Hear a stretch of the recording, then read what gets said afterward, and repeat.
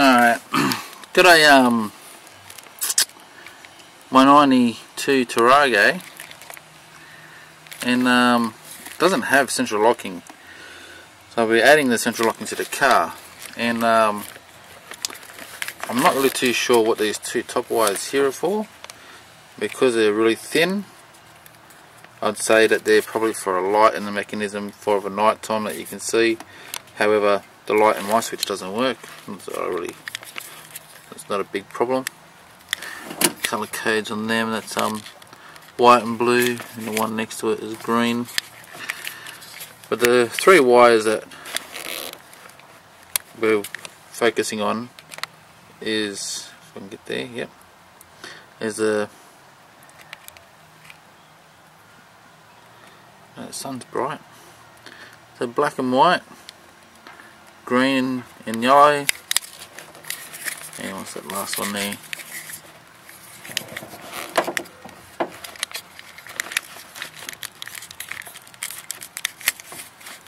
I think it's also just a solid green. Can't see any other colours on it. Anyway, you got the that's a bit better than me. This is your common, the white with black is your common, and if you join a wire from this one to this one, it locks the car, locks all the locks, and from a wire from this one here to that one there is to unlock the van rather. So it's quite simple, and where I'm putting the central locking mechanism is actually underneath where my fuse box is. You can see I've kind of like tucked it underneath there. It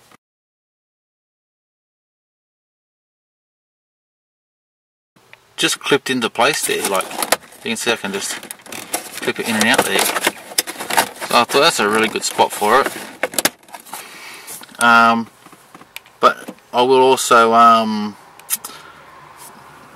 probably put a cable tie over it as well, just when I'm finished. So she's pretty tight in there anyway, but I'll do a cable tie around it when I'm finished anyway. What I'm going to do is run the wires from up here.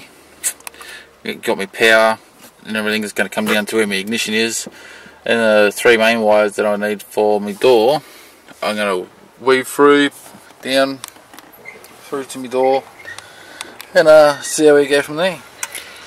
Okay, just showing you from the unit here. I haven't put it in position yet. I wanted to test it with the wiring first. I got the yellow, which are both come together as one, and I've got that just poking into the locking mechanism in the door, and the two white leads for lock and unlock.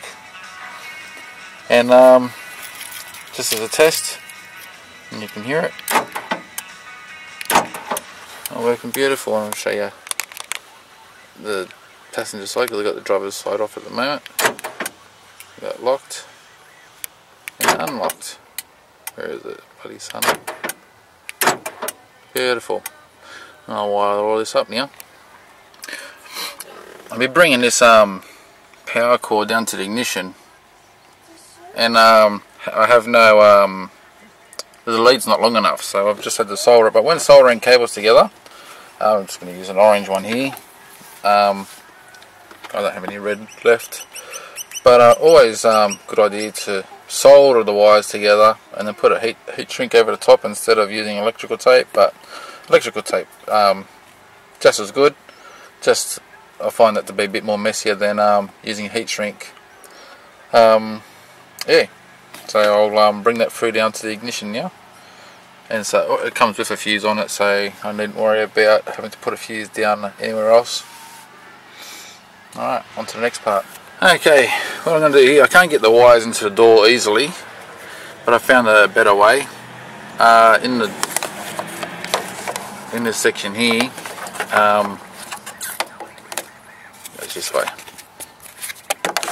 You have this plastic cover that covers in here, just inside the door joint there. So with a bit of persuasion you can get that plastic out. Just got to twist in the right areas to get it out. It's a bit of a trick. And you got 110mm nut there. I'm going to undo that. Then from there you got a clip with the wires under here, so I can get this part out to where I can work with it. I'm going to solder the wires onto the central locking wires onto the wires I need for the door locking mechanism, which I know which colour wires they are from here. I'm going to use a multimeter to make sure that they are the right wires before I go splicing and soldering, and that will save me having to put wires all the way through into the door to be able to get past this point here and up there. I'll need to take the guard off. I'm not going to do that. Okay, I've got the wires undone from there. The plugs are a bit of a doozy to undo, but what I'll do is I'll test these. I'll take a screenshot of that, and I'll just do a still picture of what wires to connect to, which you got this one is quite clearly marked, the black and white.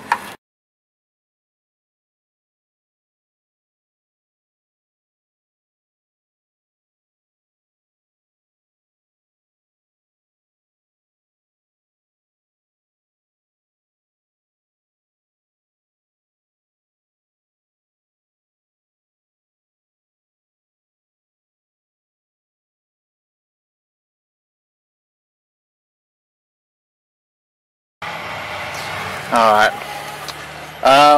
my main problem with the indicators, I like the indicators to flash when I arm or disarm or lock or unlock the van, and draw to the schematics. It shows, see if I can show you here, whether it's through the turning signal or whether it's through the hazard lights, they both come back to green and yellow and green black for left and right. Same with the hazard, green black and green yellow.